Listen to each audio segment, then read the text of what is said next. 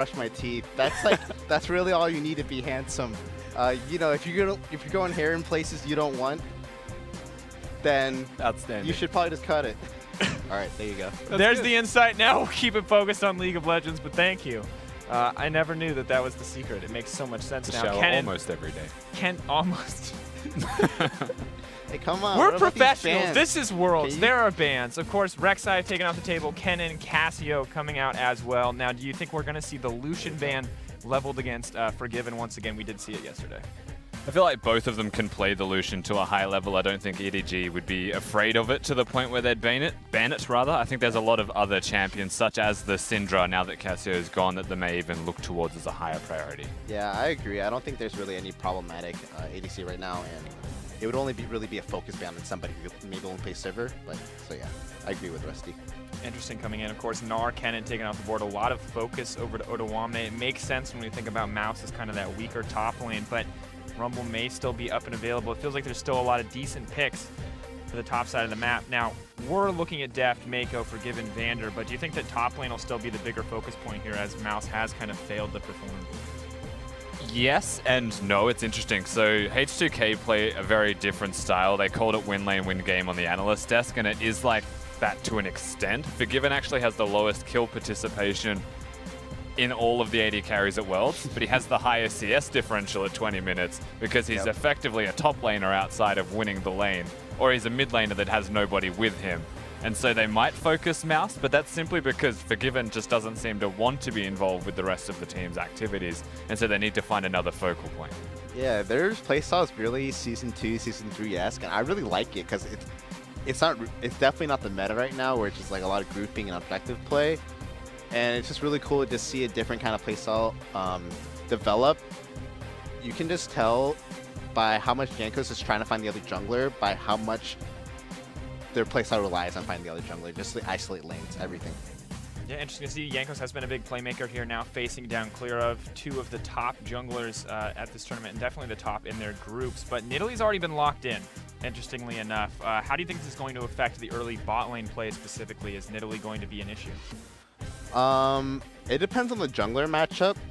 They definitely, knowing their bot lane, they're gonna want something that can match up to Nidalee, and I'm probably guessing it's a Lee Sin. I don't know what else does just as well because Rek'Sai's banned. I mean, there's Hecarim for jungling as well. There's a lot of options, but none of them are like the S tier level that the Nidalee will be with the Rek'Sai off the table. It's a difficult thing to play into, but there's always answers, and the difference is how they play stylistically, right? So the Lee Sin that you mentioned is going to be trying to find ganks. The Elise is also a very big one that can find ganks or farm depending on how they want to play it out. Interestingly, it looks like bot lane picks may be the last on the table for EDG with their final rotation because they have picked up the Syndra as well as the Irelia. Irelia, we've seen Mouse try his hand at it already. Syndra has remained one of the most popular champions in the world stage, just behind Nidalee, who's currently at 100%. Syndra hovering pretty close to that. Kind of surprising to see Syndra go through uncontested here, and something I completely missed looking at those top lane bans. Yeah, a lot of people think Syndra and Nidalee are the top tier right now, and I don't disagree. It's kind of interesting what Ryu will pick into Syndra and Nidalee. It's very decently strong laning and a lot of pressure. I feel like they might even save their ADC pick. I just get this random feeling. I don't know why, but they may hide it. Yeah.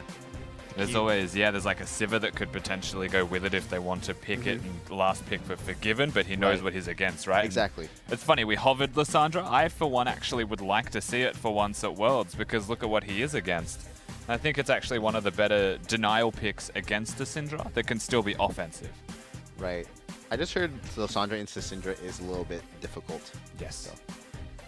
Interesting on the setup here in the draft. We noticed the first rotation Karma and Nami taken off the table. Our H2K seem like they have kind of set themselves up both for the flex pick and for winning bottom lane with the double range here.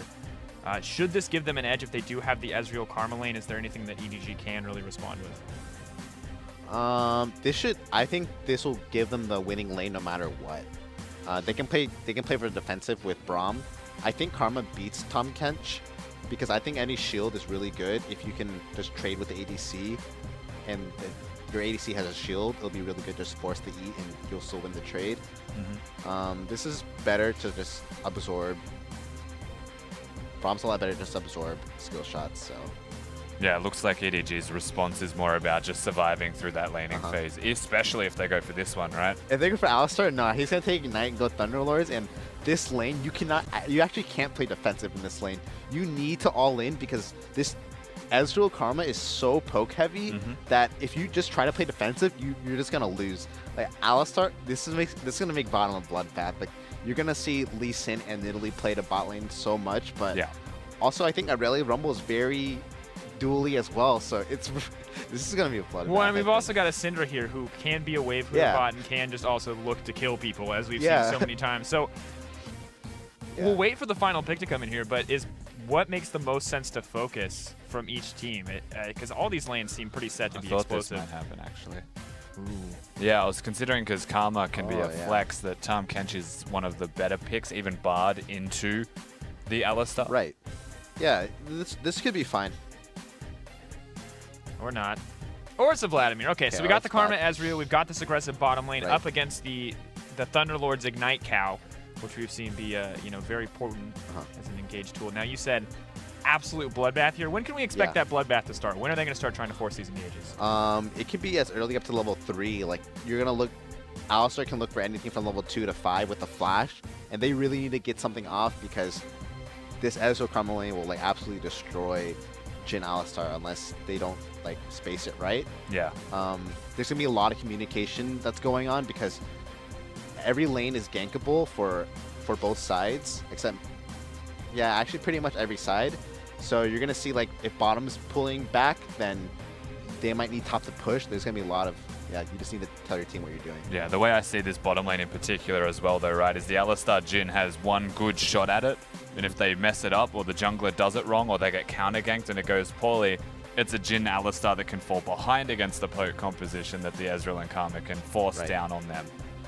Pretty scary place to be. Yeah, of course. Be sure to send in your AD carry questions using the Twitter hashtag #AskTheCasters. We'll bring you responses throughout the game. I know we've already got a couple. Once we get in the game, we'll start bringing those up and discussing them overall. But I like that we've set this up as a bloodbath in every lane. So we've been inconsistent in these focus streams. Sometimes everyone's killing each other in lanes. Sometimes people are farming it out and we look elsewhere. But I like that every single lane is set to be explosive. That feels like we've set up for a pretty exciting game of League of Legends, at least in the early lane phase. Yeah, I think, again, we said win lane, win game is a strategy that H2K have, but it also feels like they're bringing it into EDG's domain. You try and fight an LPL team, they'll usually fight you back, and more often than not, they'll win those fights, so it's a bit of a risk here.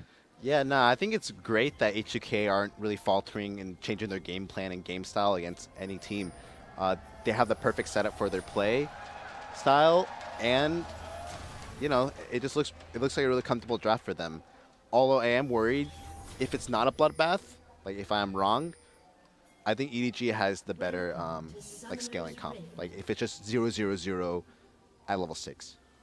Interesting. We'll have to see if that is going to come out. Now I want to hit one of these Twitter questions. @MJ_1209 asks, who do you guys think both teams should focus to snowball? So where do you think they should shift their focus? We've talked about every lane being explosive. Also, love you Kiwi at the end, just in case you needed that. I think it's better for Lee Sin to be a little bit reactive to Nidalee in this, at least for this bottom lane duo. If they both start topside, Lee Sin wants to make sure the flash Q Alistar gank with Nidalee does not happen. So he wants to be matching Nidalee almost always unless he has vision of her and can do something else while he tells the side to play safe. So you can't really focus a lane in this meta. You just have to play the map and just sometimes play opposite of your jungler, and that's pretty much it. Is it the same story for ClearLove here as well, where are both these junglers just waiting to find an opening based on where they see the enemy, or should ClearLove maybe just go straight to a lane? ClearLove can do whatever he wants. Oh, this is such a good trait. Wait, what? Wait, what? This is the trade. So this is the trade. Oh, that's exactly what he's talking about. Whoops. Sorry, guys. All right, good job. Kiwi's 3 seconds ahead, ladies and gentlemen. No. I'm 3 seconds ahead of the future. I'm sorry, guys. Shit. The prophet has spoken, and most of it has been inappropriate thus far. Oh! Well, you wanted the bloodbath. We're not even waiting until level 2. Okay, well, Deft gonna give it to you, as it turns out. I think H2K lost this late already. So I think EDG just wins. Okay, so yes, they've won the lane. I understand that Ezreal is just tied at level 1 as you're in hysterics at this stage. We can watch this again, Hey, your what? predictive skills at work. What happens What here, is Kiwi? this? Just Vander just face checks Brush for no reason. Wait, I don't even know what he's trying to do. Yeah. Oh yeah, I mean, I guess I know what he's trying to do, but there's no reason he should do that without just at least firing a Q first. I think they thought Nidalee was going for some kind of weird red start, and they just wanted to be sure to chunk him out, but oh god, this is gonna be... Yeah, it's Ignite Alistar as well, right? yeah. So if you don't ward before you walk into a bush, it's pretty dangerous. All right, the good news is Jhin has not spent this money yet. The experience difference between these guys isn't insanely high. Is there anything that FORG1VEN and Vander can do to get this lane back under control? Yeah, they can like hope there's an early soul in the game. Actually, no, that got fixed, but they let me think. Karma needs to hit every Q on Deft, I think. And Yeah?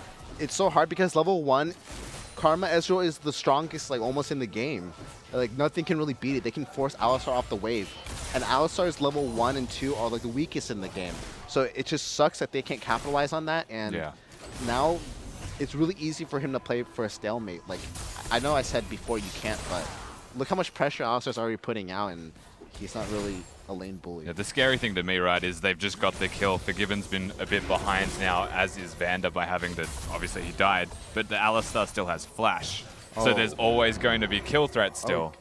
Wow, yeah, that's a good call out. I didn't even realize. I thought he flashed for sure. Yeah, they have to play scared now. Like Karma can't go up for those Qs. Like I said, Karma has to hit those Qs on Deft to like get their edge back into this lane. But you're so scared to do that against Alistar. Your flash. I mean, this is just a terrifying position to be in. Checking in on the other lanes, everything seems to be going okay. Ryu even has a pretty decent lead in the mid lane, but bot lane is going very poorly.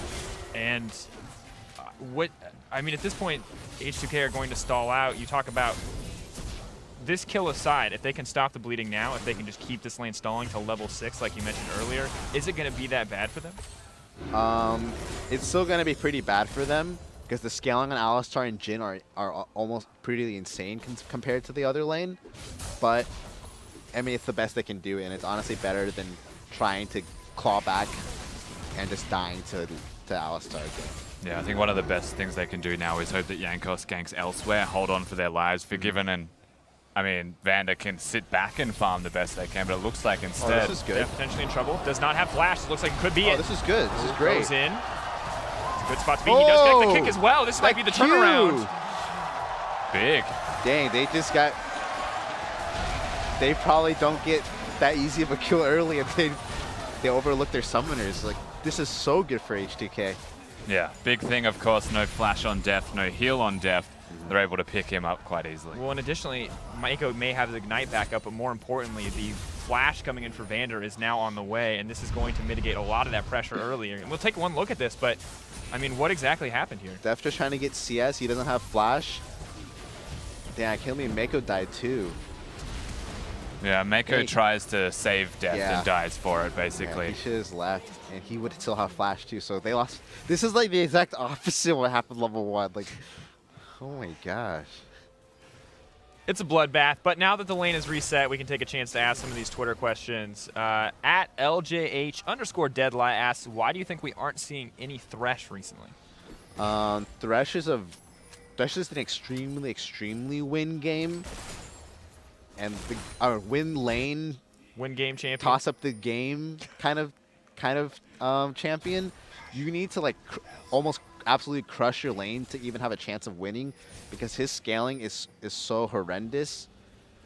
It's mostly because of his team fight. That's what I mean by scaling. A lot of supports want to be able to be useful in team fights, but you know, he has an escape spell. He has, you know, a single target CC, and that's almost pretty much it. Yeah. And it's just too risky. A lot of people don't want to play with it because, yeah, like I said, there's a lot of pressure for the support. It is risky. I know that like when Thresh is seeing a lot of play, it was often into champions like Leona, because you can counter them with lane mechanics and get yourself going. He has a lot of things, but the current supports, at least in my opinion, just do it all a little bit better anyway. Yeah. And so you wouldn't pick him over them. Yeah, that's a good point. I also forgot that a lot of junglers nowadays are getting really tanky, and Yeah, before when he was like really popular, if you hit a hook on a jungler, they were like almost dead sometimes. And now it's like, you know, Rek'Sai can just get out and stuff. But, you know, if Lee and Nidalee's resurge, I can definitely see Thresh getting up there. Definitely an option, but now checking back in the laning phase, despite the kills now traded back, 61 to 43 the CS score. Deft massively outfarming Forgiven here. At least Forgiven has the kills, and it looks to be a lot better. Like, they're not getting shot to their turret, and yeah, well, let's see how it pans out. I mean, we are at a point where there's an advantage for items for Deft, having the BF sword and a long sword after it, so his attack directly, if they just hit each other, is always going to favor Deft. Even if they trade a Mystic shot at the same time as Deft's Q, he'll still win the trade as the Jhin. And they have healing from Meiko, so relative to the 2v2, they're now much more in it than they would have been at level 1 if things started equal. But there's also a lot of AD being bought by Forgiven, specifically because he can deal with the lane more effectively as he is auto-reliant. You see the picture-in-picture up there. Looks like the 2v2 on the top side, top mid versus jungle, and Jankos does go down there, so small loss for EDG. Solid roam by the Syndra. Yeah, I didn't notice that. Rinse and repeat, boys. Yep, and the lane gank. Oh, now speaking of. Bottom's getting ganked. 2 shots. Combo my Meiko. Okay, they got a heal, and oh, they got every summoner. Oh, that's gonna be really good. Once Meiko hits 6, it's gonna be almost for sure an easy dive, especially with Irelia having TP. And I think Rumble might have the TP top. Yeah, a cool thing that we saw as well, Kiwi, when we were looking at spell timings is the flash isn't available for the Alistar. Could have been a kill, but now it is when there isn't on the opposite side, and the same thing happened earlier. Yeah, like EDG were dying. Yeah, this is gonna be really rough. I like that Odoamne saved teleport though, because he knows that bottom is gonna be in a lot of danger soon. Yeah, but what I wanted to say about the BF sword, is that what people are they building Essence Reaver again, or is this just Deft? This is different, I would say. For the most part, we have continued to see the Yomus. This is kind of a Deft special. Yeah, I thought so too. Yeah. I mean, like it could become a Duskblade and a Ghostblade, but it's very unlikely because that's not efficient. I'm surprised to be seeing this, and it's scaling heavy, He has a hammer already, the Cauliflower. Caulfields, Caulfields. Cauliflower? Cauliflower Warhammer? I'm pretty sure that's I mean, I just don't know why you're not naming items for us, if we're that's what honest. me and Cutie call it cauliflower, so I'm sorry. That's fair. I actually want to adopt that now. How dare you? Of course, looking at the bottom lane, things, you know, still relatively passive here as the wave's getting pushed in. There's a lot going on in other lanes, but the bot lane seems to be so far just trading summoner spells. A big opening here for Deft and Meiko, however, if they can capitalize on the summoner spells being down. They can look. I would look for wards here. I would help. If I was Deft, I would help Alistar get wards, and Nidalee will be trailing soon. It's really cool when you guys see like Jhin roaming mid to help make a player blow a flash, but honestly, it's really hard against Vlad. So I guess he decided against it. Yeah, deciding that maybe diving that bottom lane, as you said a couple of minutes ago, will be valuable now. Your eyes on the Alistar. Looks like the setup is going in. Forgiven now in trouble and getting burned down. EDG. Yeah, it's a really easy dive. Meiko still even had flash. You know, just a textbook. No summoner spot. Let's get this turret. It's funny, we're at the AD carry highlight stream, it's Deft and Forgiven, but right now it feels like EDG are playing the team and playing the map a lot better. Yeah.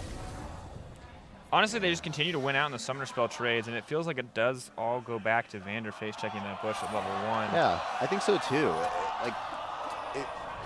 This Karma versus Alistar just only gets worse for Karma. The scaling is just so bad. We're watching Forgiven, but there's action on the top side. Forgiven wants to go down and catch the wave, but meanwhile, things are just at least getting a little bit easier for EDG as they do manage to take down Mouse, but now EDG, or for H2K, but EDG are now just going to take mid lane. Oh yeah, if they can get, I don't think they can get it with this. No, they won't get it with this wave, but what they can do is utilize the Syndra stun and the Jhin follow-up lockdown. It gives enough time for an Alistar who has flash to get in, so whenever the Vladimir disappears and roams to that top lane that we saw, there's so much presence between those three. Really smart for them to back here instead of trying to force the turret down. They know that Lee and Rumble are about to come, and they got a really, really good back timings here. Maybe not gold-wise. I think gold-wise though as well, but they won't lose they'll lose nothing pretty much. Yeah, you can see Forgiven desperately trying to push this wave up, and you can see at the top of your screen there as well, CSD at 10 this game, -23. The summer 2016 average has been at least 8 to 9 ahead. So just kind of a testament to how rough this laning phase has been for them, honestly. Now the Essence Reaver comes out as well, so that answers our question. It's not just an unconventional build pass to Duskblade. I didn't think it would be, but I mean, you got to give it a shot, right? Maybe it'll come out sometime. Yeah, I guess Deft just likes the Essence Reaver. I mean, maybe he just likes having BF Sword. I know a lot of ADCs just like having BF Sword where they can buy it. You know, maybe just paying a tribute, a little throwback. Yeah, see, the thing that I guess dislike about his choice here is that the reason you go for the Essence Reaver build is it's the extra crit behind it, right? You'll do more damage overall with it also, but you lose the armor penetration, and Ezreal as a champion generally goes for armor also, which means he might be doing a little bit less damage overall to the AD carry in the 1v1, which signals to me he wants to be killing potentially the Lee Sin or the Rumble or someone coming at him and not doing any damage to their backline. He's going to be auto-reliant, not ult-reliant. Oh, ClearLove in trouble. Looks like he's going to get knocked down here. Nice pick coming in from H2K. Yeah, nice kick flash by Jankos. And yeah, at Essence Reaver, you sacrifice your spike with the Ghost Blade, but you get wave clear and more play-making potential once you get the Zeal. So Yeah, and you can sustain I like in lane it. Like, as you well, kinda, right? You kind of really do need a lot of wave clear. Curtain call knocked up. Ooh, Shots switches to forgiven. Forgiven. He can just hold He's it. going to hold this until like the last second probably. Whoa. So really close. Trying to thread the needle there. Doesn't Really quite good though. hit it. I think this will like reward them with the mid turret. Good spot to be. Yeah, at least in no ultimate, Vladimir is the only one that can be the last line of defense. I really like Vander staying here. He's so low, and we all expect him to back, but without him staying, they probably would have been forced off the turret. So that was smart by Vander. Good stuff. Looks like EDG are going to set up to take this one more time. Stun goes in. Snare not going to connect. But EDG continued the slow siege here, but H2K are making moves to respond. Yeah, that is the pool burnt by Ryu also, which just means really risky if So EDG were to push So it. smart. Nidalee's going top, and they're just like, they know to just fall back, and while they know that H2K is reacting to mid, they just get almost free top turret. I think it's low. We'll see though. I mean, they already have the Ocean Drake. They're looking to set up on top side. Equalizer comes down to clear out the wave. 3K gold lead coming over to EDG as well. I mean, it's looking pretty good for them at this point, moving up to 4K. Oh, Equalizer's down. They could just jungle fight and... Yeah, that's a big deal, right? I think this is just free mid turret. Or, So- yeah, they can go Riphill too. For clarity's sake as well, Kiwi, I know what you're saying, but jungle fight, when you're referencing the Rumble ult being down, do you think it's more important then, right? Yeah, I would rather them get clear out that ping in the red corner brush or just get any kind of wards in the red side. But this is fine too if they don't have any wards. I don't think Alistar has wards, so yeah, just taking Riphill, getting a clean reset. Like that's what this game's about. If you're ahead, if you just cleanly reset every time, you'll almost like never lose because it's so hard to throw when you have a clean reset. And by clean reset, I mean all your lanes are pushed out, and pretty much by the time you get back to your side of the map or your side of the river, Yeah. the opponent's creeps won't be on your side of the map. That's what I mean by clean reset. It's so important. It's controlling the tempo of minion waves to minimize losses as well. Exactly. So if they want to make a play, but you really need to recall, you push, so that when you come back, it's just at your turret instead of already having damage on it. Right. Good to see, of course, H2K trying to push out the lanes themselves and is forgiven. May look to back here. We'll have to see. I want to get this question in because it's kind of time sensitive. Okay. At Chocolate Way asks, do you think Forgiven is going to buy the Triforce or the Iceborne Gauntlet in this game? And right now we're going to watch Mouse. Just get shut down there. But Triforce versus Iceborne Gauntlet, which one do you think is the better choice? And let's just kind of talk the itemization in general for Ezreal. I really like Triforce now. You do a lot more damage. Like I think you do a considerably amount more. So I always like Triforce. I think Forgiven is more of an Iceborne kind of guy on this kind of game because you know you stop Alistar from initiating as well. You can poke out Nidalee, you can counter poke Nidalee and Jhin. Armor available for the Irelia you can as even well. kite Irelia. Yeah. I think there's utility behind slowing boots of mobility-based champions because it's got AoE Splash. You're one of the few champions that will also poke doing that. So like, definitely, there is also the I'm the kind of person that will go for this item guys as well. But I think Iceborne Gauntlet makes a lot more sense. He doesn't need damage either because look at his team composition. Yeah, that's true. Overall, it's going to be interesting. We just need him to complete the back. We know what's next on the menu. We'll find out eventually. Don't worry, Chocolate Way. But great, fantastic Twitter handle, by the way. But now EDG are continuing to push and continuing to apply this pressure, and What are really the options for H2K here to kind of stop this? Oh. Win this fight, I guess. A little, yeah, hasty by Meiko. a little forced, I guess, not hasty. Mouse. Jeez. Yeah, that was, yeah. That's, yeah. This is good. I'm just going to say yeah. This is not going to allow EDG to get a clean reset if they just push hard enough. Oh, yeah. I guess nobody chased them, but maybe they can get some kind of mid pressure and wards. Like, yeah, just any kind of breathing move is important. So the reason it's not going to be clean, as you'll see them going toward Drake on your mini-map potentially is an objective, because once again they lost too much health, and so that clean reset you're mentioning isn't as possible because you know they have to go to base. They don't have the choice of staying around, and the immediate movement from H2K is possible. Yep, Meiko forcing too hard and getting his whole team chunks. Yep, lost Mouse the dragon. completing a teleport. Yeah, that too. Into the whole you just team. lose. Yeah, I mean, Odoamne is higher level than Mouse. I don't think most people would expect that. Definitely interesting now. EDG finally setting up, hopefully to take this turret down. They've been trying for so long to get it done, but honestly, Ryu just has a ton of wave clear. Yeah, we use the rock that they need right now, and they can actually they can definitely still win. Yep, looks like it. Now, of course, we see the Iceborne Gauntlet does come out for FORG1VEN, kind of as predicted. Does give that slowing utility. On the opposite side for Deft, now working towards Zeal. What do you think is the optimal Zeal item in this case for the Jhin? Definitely rapid fire cannon. The only other Zeal item I like on that's even like remotely possible on Jhin is Phantom Dancer, and that's only if they have like a Zed, you know, a lot of just 1v1 people who want to single out your ADC.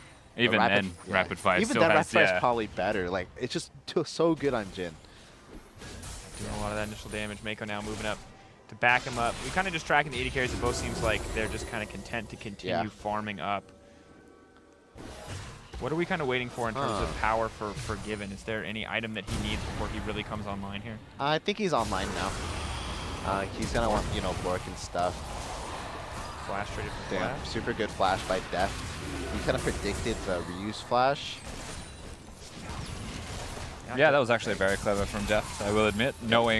Having the foresight, I guess, to predict how much damage a Vladimir will do is actually a tough thing to do when you don't play the champion yourself. So recognizes Ryu's aggression, knows the counterplay to it cerebrally without actually having to react accordingly. Yeah. I think it's going to stalemate for a long time if they keep these lanes. Ryu's level 13 against level 10 Deft, so it's smart for Meiko not trying to force anything and just spawn it out. Yeah, we just might be looking at this for like 10 minutes if the lanes don't change. So as we see a little bit more aggression here from EDG in the mid lane, I want to ask you guys, how important are individual levels in a laning phase? Like, what is the difference between one level here? Because it's something that we talk about so much, but I don't think a lot of viewers are familiar with. Ooh, nice flash. Yeah. I'm sorry, I was very much focusing on the interaction that was happening just there as well. Very appropriate, but let's talk a little bit about what a level advantage can mean. For the laning phase? Just for laning phase and in general. I guess it's like, depends on the person's interpretation of laning phase. So are you talking about the lane that I was just talking about up top, or just like pre-6? Let's just say in general. So let's talk about pre-6 first. Like, how important is an individual level? An individual level, if you're under-leveled by 1, you can't really even try to fight them. You're gonna lose no matter what. It's just everything counts so much in general, but even more during the laning phase, the early laning phases, and Yeah, I think levels are incredibly valuable, also undervalued, I think, by a lot of people as to how important they can be. It's the difference between maybe 50 damage on a single spell. You have to remember that you gain 50 damage, but you're also gaining health and other things that will actually add towards the trading that you'll have. And the only champions or role that can be underleveled in a game is support, because their purpose isn't always to kill people, it's to keep your team alive, so their health is not getting thrown around willingly. Yeah, because I mean, if you even think about numbers-wise, like a level is like at least like 50 health. Sure, the difference between like 1200 and 1250 health isn't that much, but when you have 500 health, 550 is like the world to you. Yeah, and if you're trading every 7 seconds, yeah, there's like 100 difference between the damage and the health values. It adds up very quickly. And of course, level 1 to level 2 unlocking a completely new ability. Level 3 as well for a lot of champions. So. And then out of the like early laning phases, I basically just like to count the ultimates mostly, unless it's like a level 11 to like 15, 14. Yeah, it's mostly about the ultimate and just itemization. Interesting. Of course, we do see FORG1VEN is now, not only does he have the Ice-Born Gauntlet, he has finished up the Muramana. Yeah, he's strong. Fully stacked, fully online. Jhin as well with the Rapid Fire Cannon as predicted. No Phantom Dancer, no Duelist this time around. No, he wants to be able to crit people. Again, one of the cool things about Jhin is that you can guarantee a crit. So if you can time it with your Rapid Fire Cannon coming back up and available, longer range than people expect always does a ridiculous amount of damage. Yeah, I want to see some fighting going on EDG's side. I said that EDG had better scaling, and I still could agree on that for the mid game. But when it gets to late, and I mean like support Karma level 16 late, I think maybe H2K like can not only fight them, but maybe even outscale them. Like, Karma's level 16 is just insane with the shield, so. Decent place to be, of course, being able to shield the whole team, as well as that kind of wombo combo of ults between the Vladimir and the Rumble. Right. So, yeah, I think Rumble outscales too, so. Yeah, really struggling to get things done though, EDG, honestly. Deft being in a side lane again like this means he'll be in a mismatched side lane, as FORG1VEN is consistently staying mid. They put him against Ryu, who'll have his Ghost, and knows the flash cooldown of Deft being the same as his own. Means that you can see Deft's immediate movements. You can start running Yeah. away the second Ryu shows his face. I like his solo Vlad just behind the turret. He's like scared for his life. He's not just under the turret, he's gone, yeah. Holy. Oh, more top lane action. Well, now on the bottom side of the map, as ClearLove picks up that kill on Odoamne. Maybe that's the pick that they need. No. Yeah, that's good. ClearLove knows what to do with this top lane matchup, and since the other two lanes are mixed match, he's like, whatever, you guys can deal with it. Also, one of the most creative things that we have to mention about ClearLove is he's always going to the opposite side of the map than where you'd expect, and he's constantly ganking the top laner of Mouse. Right. At a time in the game where you expect him to be with his AD carry and support, getting vision for something around the middle lane or the Baron pit area, he always seems to be on the opposite side and gets cheeky things like that off. Yeah, it's good. It's like what they really need to accelerate the game. Yeah, because it does seem to be going very slow. Yeah. I mean, what is the best next step? Kiwi, you're talking about fighting, looking for those fights. How do they get the setup here? I wanted to see everybody help out Jhin and help him move around the map. Like if Vlad is up there by himself, yeah, I don't think Jhin, Alistar can take him down, but yeah, you need to call for your Nid. You really need to get the Jhin moving around. Get that support, get that extra damage down. Right. Well, so far, 4K gold lead now present for EDG. H2K are slowly getting their way back into this game, trading objective for objective. But things still not very easy. Yeah, also, again, while we're talking about item builds earlier from Deft, his choice to go to the Hex Drinker now indicates that he'll be a third item armor penetration build. I wouldn't be surprised if he skips the rest of it into a Maw and actually goes Infinity Edge, just because the Hex Drinker is valuable. But if he wanted to commit to a Maw, I'd actually think he's better off just going the armor penetration build that he forewent in this particular game. Yeah, I think if he has enough for a BF sword on his like next back, he's gonna get that and probably go for IE. If not, he's gonna go for the serrated dirk into the Maw. Like, a lot of elites just like just keep buying stuff. Like they don't think, they just buy. I mean, how important is it to come back with that extra 20 AD or 25 serrated dirk? You know, getting that extra damage. Is it worth it to just leave 1,000 gold in the bank and wait for the BF sword? It's probably not. Like, if you have like 12, if you're going back with 1,200 gold, you probably just want to get the dirk. I think. And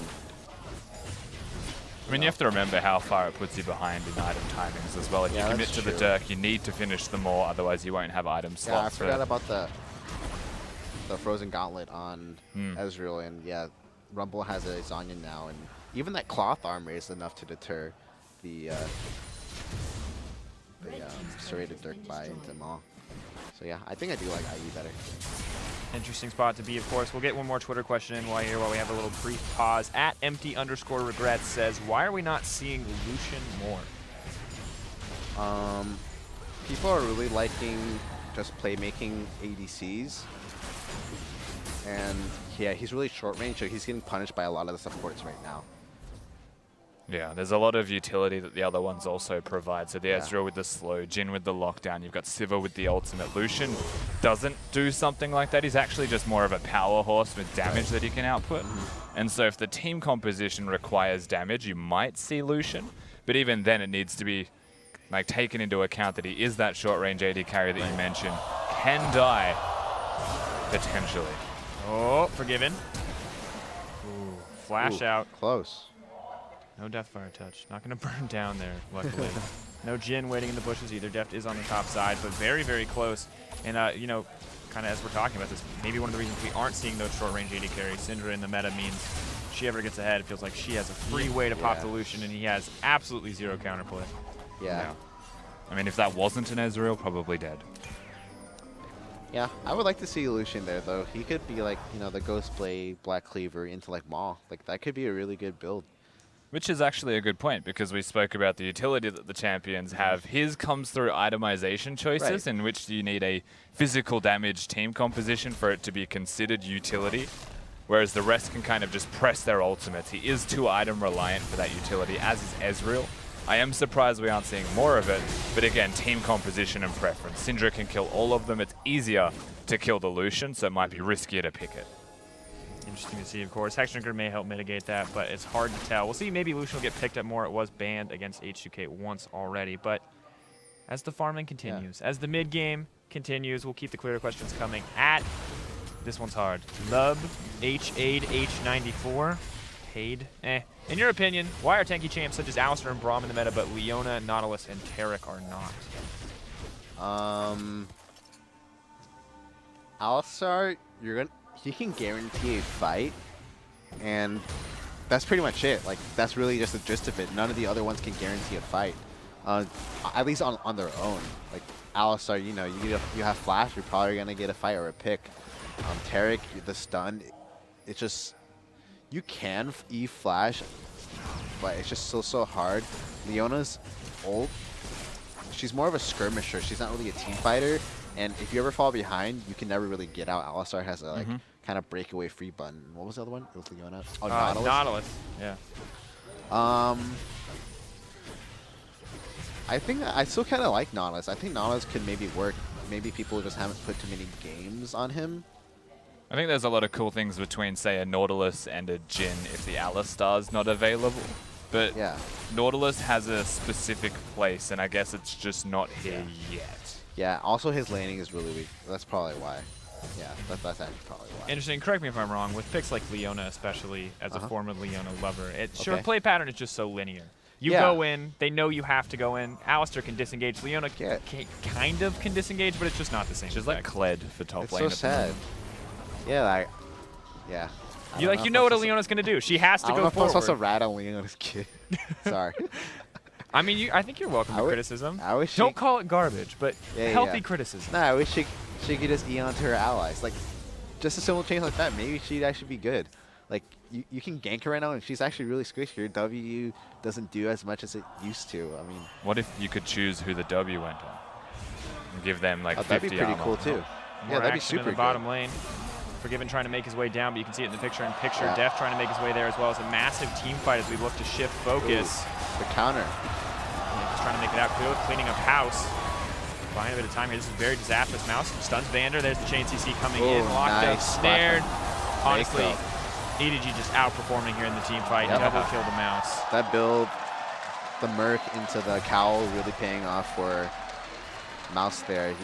They couldn't take him down, and they just get punished. It's funny because both AD carries effectively did nothing in that last fight. There was the Jhin ultimate, and I think he was in range for a W, but by the time he got there, everybody was already dead, whereas Forgiven basically spent the whole time running away, just pressing his Q, trying to make things happen. Right. And this is the scary thing about League of Legends right now, is look at all of the threats actually on Summoner's Rift that can kill you. Yeah. Like, if you're Forgiven, you have to respect every single member of EDG. If you're in flash range of the Alistar, you're probably going to die. Yeah. The opposite can be said. Deft does need to respect the Rumble, Police in, and everybody else. Close there for Forgiven. Almost gets the steal. ClearLove a little bit too veteran. Keeps patient on the smite, does get it in the end, but I mean, you're right, it's kind of a terrifying spot to be. There's an Irelia who can solo kill you, there's a Syndra who can solo kill you, and there's a Deft who, if you're not paying attention, will just snare you and curtain call it up. looking really rough for H2K. I mean, 8K gold lead, we're 32 minutes in. The kill score kind of close, but 4 turrets to 2. 3 dragons as well, backing them up. It looks pretty grim. What do you think is the next move here for H2K? Do they just have to hold on? Yep. They just need to try to keep holding on, just stall. They can still win if they somehow just stall it out till Karma 16. Yeah, I mean, with the Baron buff on EDG, you have to just stall and survive. They're going to be too strong and they're going to have too much control of the minion waves to actually allow you to do something. But there's the window once the Baron's down that if you feel like a desperation flank or an all-in team fight is a requirement, you do have a level 16 Rumble and Vladimir. You have the Ezreal as well. That combo is nasty if you can actually hit it. Yeah. They have so much. They can do so much with this comp. You sound so heartbroken, Kiwi. You sound like you were hoping such a close game, and now we're watching one team. Maybe this is why I've always been bad, because I'm still thinking about that Karma play at level 1. Just like stuff It like just haunts you. I did something like that in the Screaming Words like remake, because like when you sacrifice Karma's lane like that, you just want to, man, you just really just want to cry, especially against an Alistar. Vander's keeping it together okay. No tears coming in from him, but it's a lot of damage coming down. Call comes out. Jankos just holding still. Yeah, I think that's but he's probably just holding health. Yeah. Engage there. That's big though from Ryu. Just didn't really have the follow-up because if Odo placed down the equalizer. They forced the ult, that's so good. But now, yeah, because EDG have just forced the ult. They'll probably never be scared now. They're an ult up. Forgiven every time that snare lands and convince he's in trouble, but continuing to pressure up. Forgiven just staying as far back as he can, whereas Deft gets the luxury of that long-range snare, just trying to set up the rest of his team. Yeah. Super good by EDG. Just immediately, Irelia pressures mid a little bit just to get the inhib, and then you can see no hesitation. Irelia's going top and the other 4 going bots. Well, despite all the losses across the map for EDG, Forgiven is doing okay in the CS department, is about 40 up over Deft, and has picked up the Blade of the Rune King as well as the Hex Drinker here, so is a little bit safer overall. What are your thoughts on Blade of the Rune King on Ezreal? Yeah, I think it's a must-buy. It's just really great with his Q. You know, if he ease in and board somebody, it gives him playmaking potential, and it helps him peel against Irelia as well. There's 2 Rylite Crystal Scepter purchases as well as the Spirit Visage also, so there's a lot of health stacking which helps. Yeah. In terms of his damage output, and lifesteal and survivability is essential for Ezreal. Yeah, Mouse on the top side though, now taking down that inhibitor. So as great as the board may be, it doesn't look like Forgiven is going to get the opportunity to use it. Similar to last game, we're just seeing EDG press their advantage home here. Yeah. Bit of an outplay top. Oh. Mouse looking maybe to outplay. Yeah. Oh, no, nice. You see But in the meanwhile, right? Meanwhile, the game is ending while we look for the highlight reel here. Very clinical base breaking by EDG, and they'll be rewarded for the game soon. Yeah, kind of a long, slow goodbye here. I put my casting career on that. The EDG will win. I feel like that's a pretty safe bet, to be honest with you here, I like Kiwi. that. Hey, some people would bet this as safe as this before. It's like Yep. INTC versus EDG. Yep, that's People why I'm would've not lost doing it. Someone somewhere lost their casting career, is what you're telling us. Yeah, somebody. I think a couple of unfortunate things did happen there. EDG could have ended the game, but Syndra wasted the ultimate as well, so they didn't actually have a lot of kill threat as a follow-up, because Ryu used his puddle to actually dodge that. And so they do have to reset one more time. It should be a final push you'd expect from EDG, though. Interesting fact coming in. We got stats in our ears. So apparently Forgiven getting more than 30% of his team's CS, while Deft was in the mid-20s. So you can see how many more resources Forgiven is soaking up here. But unfortunately, in all these circumstances, just has not gotten the opportunity to kind of use that. Yeah. Major difference between both of them, I find, as well, is that Forgiven spent 10 to 15 minutes maybe just sitting mid, like last-hitting minions with the Q, whereas Deft would rotate, try and do something, and then go back top to catch the wave that was crashing. And that's the big difference between these teams, I think. That's his Reaver, CDR pulling through. Like it fits the playstyle, at least of the comp. I don't know about him so well. He's so good. He can play whatever. He can do whatever playstyle. Feels like just Deft things, right? Yeah, definitely having a solid game thus far. Yeah, like he could just be doing just because he disrespects H2K, and you know we're here praising his ass. So what can we even do? I mean, he's essentially between the Ocean Drake, has unlimited Yeah. mana at this stage, and has been able to continue to poke. So at least there are some perks to the build. Right. However, Forgiven is doing his best to slow the creep wave. Once again, Curtain Call comes out. More so just a zone, but Blue Trinket there. Jankos going in, and he's maybe going out just as quickly. Ryu in trouble. Trying to wait on that pool, it looks like. That's just so strong now. He's not really scared. Oh, goes in on Scout. Nice headbutt God, that back. was such a good. that flash was, headbutt. yeah, lovely from Meiko. Oh, Yeah. Forgiven. You never really see many people flash headbutt. You always see the combo. You always see a flash pulverize, but never something like. You know, Alistar's pretty straightforward, but creative. You know. Really good frame of mind from EDG Yeah. support. Yeah, moving forward, fantastic play there going in for EDG. H2K make one last desperate stand, but the gold far too great in favor of EDG. Super good team fight. I mean, at the end of the day, clean win coming in from Edward Gaming. It was a little bit stalled out there in the mid game, Yeah. but the second they found that pick, they transitioned it into Baron, and it's a pretty quick close. Yeah, very convincing by the end of it, but it all did kick off from a thing that still tilts Kiwi to this exact moment, I think. So first off, Karma face check was terrible. We can say that. Vander making a big mistake there, probably overconfident in his read on where Nidalee was starting in the jungle, but I mean, the lane wasn't that clean and simple. H2K did come bottom lane and get that double kill as well. Yeah, I mean, it was a really nice double kill, but I feel like I was trying to hype it up too much. I kind of felt like it wasn't going to do much. Like, I'm telling you, this Karma Alistar level 1 and 2